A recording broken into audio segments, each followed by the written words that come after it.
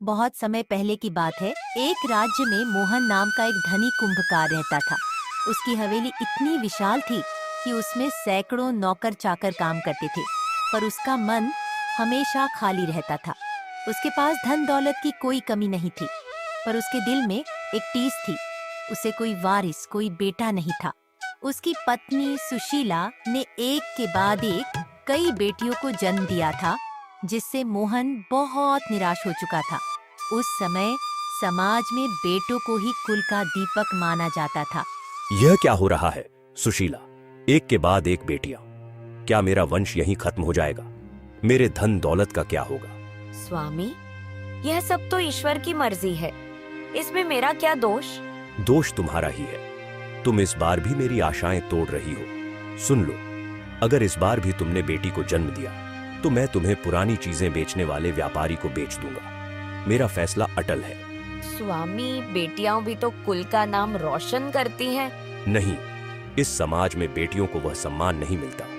मेरी प्रतिष्ठा का क्या होगा? अगर इस बार भी बेटी हुई तो मैं तुम्हें पुरानी चीजें बेचने वाले व्यापारी को बेच दूंगा। मेरा फैसला अटल है। तुम्हारी यह चुप्पी मुझे और परेशान कर रही है। जाओ, मेरे सामने से चली जाओ। सुशीला कांपते हुए वहां से चली जाती है। उसका हृदय डर और पीड़ा से भर जाता है। कुछ महीनों बाद रात का समय, सुशीला एक सुंदर स्वस्थ बच्ची को जन्म देती है। दाई और नौकरानियां बच्ची की सुंदरता देखकर मंत्रमुग्ध हो जाती हैं, पर सुशीला की आंखों में सिर्फ डर है। सेठानी जी, बधाई हो। बहुत ही सुंदर कन्या हुई है। चुप, कोई भी मेरे पति को कुछ नहीं बताएगा, कोई भी नहीं। वह मन ही मन रोती है। उसके दिल में माँ की ममता और पति के डर का संघर्ष चल रहा है। हे भगवान, मेरे पति का क्रूर चेहरा मेरे सामने आ रहा है। वह मुझे घर से निकाल देंगे, मेरी बच्ची को मार डालेंगे। नहीं, मैं इसे बचाऊंगी। मुझे इसे बचाने के लिए कुछ करना होगा। वह बच्ची को लेकर जंगल की तरफ भाग जाती है। उसने अपने दिल पर पत्थर रखकर उस नवजात शिशु को एक मिट्टी के बर्तन में रखा, उस पर ढक्कन लगाया और आधी रात को चुपके से नदी में बहा दिया। जा मेरी बच्ची, जा। ईश्वर तेरी रक्षा करे। इस क्रूर दुनिया में शायद तू नदी की लहरों में ज्यादा सुरक्षित होगी। मुझे माफ कर देना मेरी बच्ची, मुझे माफ कर देना। बर्तन नदी में बह रहा है। सुबह हो चुकी है। सोहन नाम का एक दयालु धोबी नदी में कपड़े धो रहा है। वह गुनगुना रहा है, पर तभी उसकी नजर बहते हुए बर्तन पर पड़ती है। अरे, यह तो कोई सुंदर बर्तन है। शायद किसी कुंभकार का होगा। वह बर्तन के पास जाता है। क्या पता इसके अंदर कोई खजाना हो या कुछ खाने की चीज। वह ढक्कन हटाता है और अंदर एक मासूम बच्ची को देखकर हैरान रह जाता है। अरे, यह तो एक बच्ची है, इतनी सुंदर, जैसे चांद का टुकड़ा। कितनी क्रूर दुनिया है। कोई अपनी बच्ची को ऐसे कैसे छोड़ सकता है? इस पर तो दया आती है। मैं इसे अपने घर ले जाऊंगा। मेरी पत्नी तो देखकर बहुत खुश होगी। सोहन उस बच्ची को बर्तन से बाहर निकालता है और उसको किनारे पर ला रहा था कि अचानक आसमान में उड़ती हुई एक विशाल मादाबाज चिलनी उस पर झपटी और बच्ची को झपटकर उड़ चली। सोहन बस देखता रह गया। हे ईश्वर, क्या यह तुम्हारा ही न्याय है? उस मासूम को बचा लेना। बाज बच्ची को एक ऊंचे पीपल के पेड़ पर बने अपने घोंसले में ले गई। घोंसले में उसके अपने 2 नन्हे बच्चे थे। मादा बाज ने कभी किसी इंसान को इतना करीब से नहीं देखा था। उस मासूम बच्ची की भोली आंखें देखकर उसकी ममता जाग उठी। ये कितनी प्यारी है, इसकी आंखें कितनी मासूम है। मुझे इसे खाने का मन नहीं कर रहा। मेरे बच्चों ने भी इसे देखा है। मैं इसे अपनी बेटी मानकर पालूंगी। मेरे बच्चों के साथ इसका भी ख्याल रखूंगी। बाज ने उस बच्ची का नाम नीलिमा रखा। अब रोज बाज जहाँ भी खाने की अच्छी चीज देखती, उसे झट से ले आती। किसी के घर में अच्छे कपड़े सूखते देखती तो उन्हें उठाकर ले आती। मेरे बच्चों, नीलिमा तुम्हारी बहन है। तुम सब मिलकर इसका ख्याल रखना। समय बीतता गया और पीपल के पेड़ पर ही बाज की बेटी नीलिमा एक खूबसूरत युवती बन गई। उसके बाल इतने लंबे और घने थे कि वह उन्हें पेड़ पर ही बैठकर कंघी करती थी। मेरी प्यारी बेटी, अब तुम बड़ी हो गई हो। मुझे तुम्हारी बहुत चिंता होती है। मैं रोज दूर चली जाती हूँ और मुझे डर लगता है कि कोई तुम्हें नुकसान न पहुँचा दे। बाज ने नीलिमा को एक खास गीत सिखाया जो उनकी भाषा में था।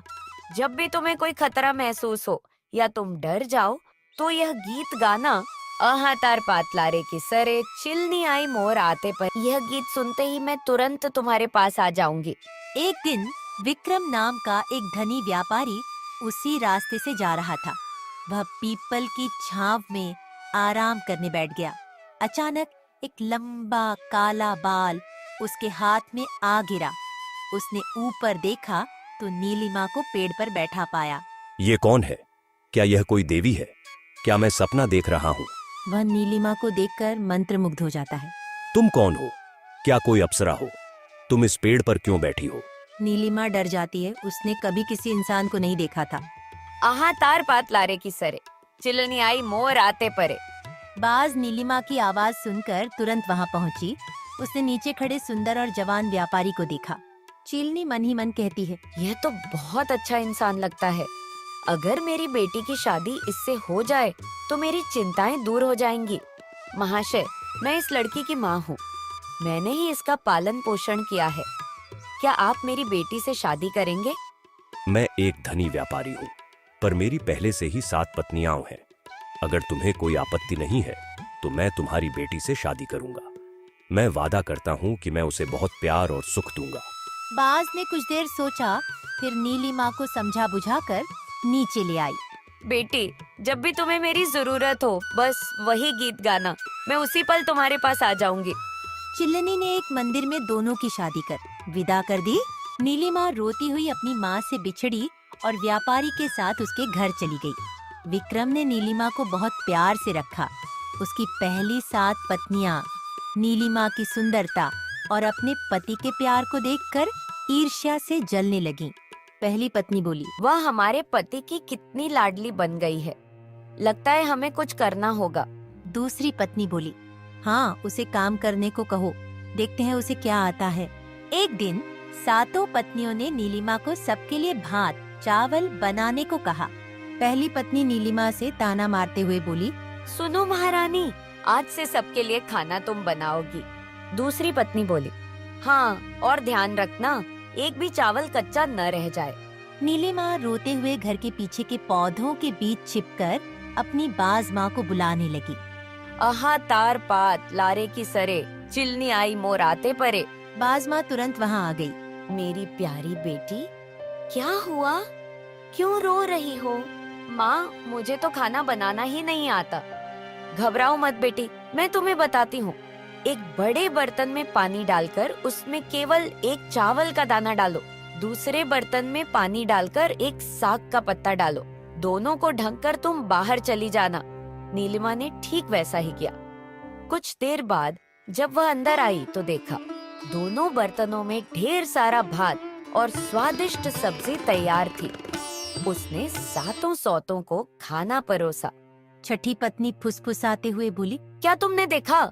एक दाना, एक पत्ता और इतना सारा खाना। ये जादू है क्या? 7 पत्नियों ने अपनी थालियों में छेद कर रखे। 7 पत्नियों ने अपनी थालियों में छेद कर रखे थे। वे बार बार कहती कि खाना खत्म हो गया है और लाओ, लेकिन अक्षय बर्तन के कारण खाना खत्म ही नहीं हो रहा था। अंत में 7 पत्नियां शर्मिंदा होकर उठ गईं। अगले दिन 7 पत्नियों ने नीलिमा को गुहाली गायों को रखने की जगह साफ करने को कहा।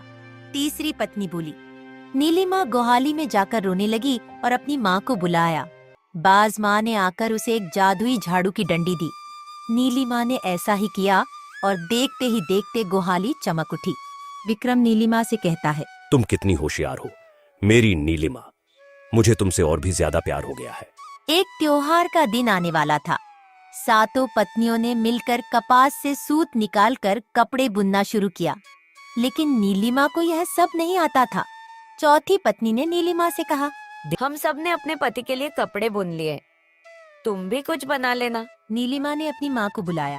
चिलनी ने कहा, तुम 4 बांस के चुंगे ले आओ और उनमें थोड़ा थोड़ा कपास भर दो। त्योहार के दिन सातों पत्नियों ने अपने पति को सुंदर कपड़े दिए।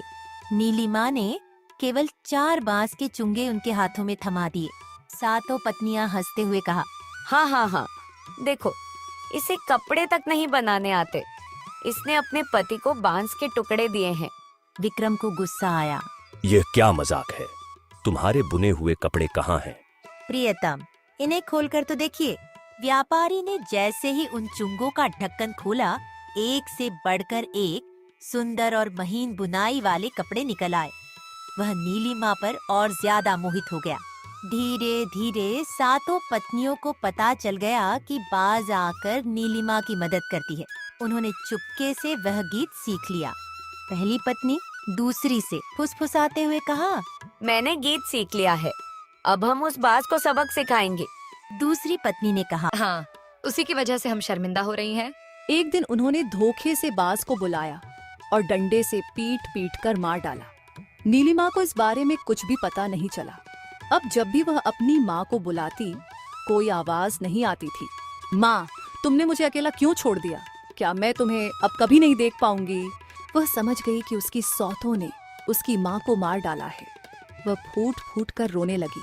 एक बार विक्रम व्यापार के लिए नाव लेकर निकला। जाते समय उसने अपनी सातों पत्नियों को नीलिमा का ख्याल रखने की हिदायत दी। व्यापारी के जाते ही 6 ईर्ष्यालु पत्नियों ने भोली भाली नीलिमा को एक व्यापारी के हाथों बेच दिया। दूसरे व्यापारी ने नीलिमा को अपने घर ले जाकर सूखी मछली की रखवाली करने को कहा। नीलिमा वहां अकेली बैठी हुई अपनी माँ को याद करके रो रही थी। वह अपनी कहानी सुनाती हुई एक लंबा गीत गाती है। कुम्हारिन माए मुख उतवाई दिले, सिलनी आए मुख दांगी धरीले, सौदागर कवरे मकब करा ले, 7 सतीनिया मक मोड़ बेसिले, मुड़िए मुख शुकान माच राखी पातिले। उसकी आवाज सुनकर नाव में सामान भरकर लौट रहा व्यापारी विक्रम उसे पहचान गया। वह तुरंत अपनी नाव लेकर उसके पास गया। नीलिमा की पूरी कहानी सुनकर उसे बहुत दुख हुआ। उसने उसे नहलाया, नए कपड़े पहनाए और एक बड़े लकड़ी के बक्से में रखकर घर ले आया, जिसमें सांस लेने के लिए 2 छेद थे। घर पहुंचकर व्यापारी ने अपनी पत्नियों से नीलिमा के बारे में पूछा। मेरी छोटी पत्नी कहाँ है? 6 पत्नियां डरते हुए, झूठ बोलते हुए कहा, वो अपने मायके गई है। मेरा दिल कह रहा है कि तुम लोगों ने उसके साथ कुछ बुरा किया है। कौन सच बोल रहा है और कौन झूठ, इसका फैसला अब भी हो जाएगा। विक्रम ने घर के पीछे एक लंबा और गहरा गड्ढा खुदवाया और उसमें नुकीली लकड़ियां और कांटे डलवा दिए। उसने एक छोर से दूसरे छोर तक एक बहुत पतला लेकिन मजबूत धागा बांधा। जो भी इस धागे पर चलकर इस गड्ढे को पार करेगा वही निर्दोष साबित होगा। एक एक करके 6 पत्नियां उस गड्ढे में गिर गईं और उनकी मृत्यु हो गई। 7वीं पत्नी, जो सच में निर्दोष थी, वह उस धागे पर चलकर गड्ढे को पार कर गई। विक्रम ने लकड़ी के बक्से से नीलिमा को बाहर निकाला और अपनी 2 पत्नियों के साथ खुशी खुशी रहने लगा। इस तरह उन 6 पत्नियों को उनके बुरे कामों की सजा मिल गई।